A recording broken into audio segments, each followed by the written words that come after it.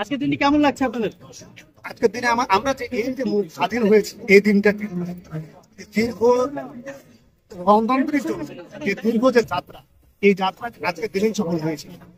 শত শত মানুষ, হাজার হাজার মানুষ খুন, নির্যাতন, নিপীড়নের শিকার হয়েছে।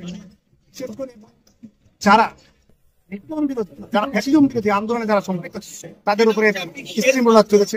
রাষ্ট্রীয় বাহিনী তাদের যে একটি যে পুলিশ স্টেট তারা কায়েম করেছিল, সেই স্টেট জনগণের বাক স্বাধীনতা, চলাফেরার স্বাধীনতা, সাংগঠনিক স্বাধীনতা, সমাবেশের স্বাধীনতা তারা কেড়ে নিয়েছিল। আপনারা জানেন, সামনে একটি কোটা বিরোধী আন্দোলন তারা সহ্য করতে পারে নাই। তাদের এই রাষ্ট্রীয় বাহিনী তারা এই আন্দোলনটিকেও তারা সমূলে ধ্বংস করে দেওয়ার জন্য তারা পায়তারা করছিল, কিন্তু জনগণ সেটা মেনে নেয়নি।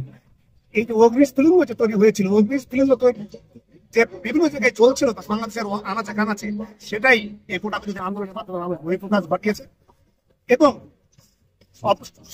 সবশেষে ফ্যাসিজম মুক্ত বাংলাদেশ, শেখ হাসিনা পলায়নের মাধ্যমে ফ্যাসিস্ট শেখ হাসিনা বাংলাদেশ আমরা পেয়েছি।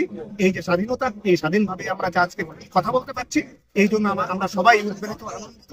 এবং আমাদেরকে পরিবেশে আসছি, বৃহত্তর জেলখানা থেকে আমরা যে জেলখানার বাইরে আসছি, এই অনুভূতি আমাদের মধ্যে সৃষ্টি হয়েছে।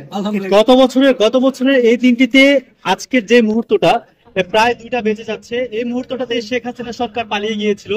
সেই মুহূর্তটাকে আপনার কেমন স্মরণীয় ছিল, এবং সে বিষয়টি যদি আপনার স্মৃতিচারণ করতেন সেই বিষয়গুলো। আমরা এখানে যারা আছে অধিকাংশ অগ্রণী জিয়া পরিষদের নেতৃত্ব, তারা গত 15 বছরে এই ফ্যাসিজম বিরোধী আন্দোলনের সাথে সম্পর্ক ছিল। তাহলে দেখতে পারবেন অগ্রণী ব্যাংকে জিয়া পরিষদ প্রত্যেকটা আন্দোলন সংগ্রামে তারা অংশ নিয়েছে, সব সশরীর এবং সক্রিয় ভাবে। প্রতিটা দিন তারা এই আন্দোলনে ছাত্রদের সাথে সম্পর্ক ছিল, সামনে থেকে তারা যুদ্ধ করেছে। এর যারা রয়েছে এরা সবাই জুলাই যুদ্ধ। এই সময় যে ফ্যাসিজম চলে গেছে, এই ফ্যাসিজম যে আমরা যে মুক্ত হয়েছে, প্রত্যেকের মধ্যে শঙ্কা ছিল যে আমরা শুধু চাকরি যাওয়া নয়, তারা অবস্থান আইনা করে যে তাদের পুলিশের স্টেট ছিল, পুলিশের বিরুদ্ধে আমরা যেহেতু দাঁড়িয়েছি, পুলিশের সাথে যেহেতু আমাদের ফেস অফ হয়েছে, আমরা যেহেতু বিরোধ করেছি, তারা এটা কখনো সহ্য করতে না। আপনারা জানেন যে এই সরকারের যে চরিত্র, তাদের বিরুদ্ধে যারাই কথা বলবে, তাদের যারা উঠে দাঁড়াবে, তাদেরকে তারা আইনা করে নিয়ে তাদেরকে বন্দী করে রাখছে। এটাই আমাদের ভাগ্য, এটাই আমরা মেনে নিয়েছিলাম। এবং ওই সময়ে আপনার ছাত্র জনতাকে দেবেন, ব্যাংকারদের অনেকেই সেই কাজ করেছেন, সামনে থেকেই তারা করেছেন। ধন্যবাদ। আমরা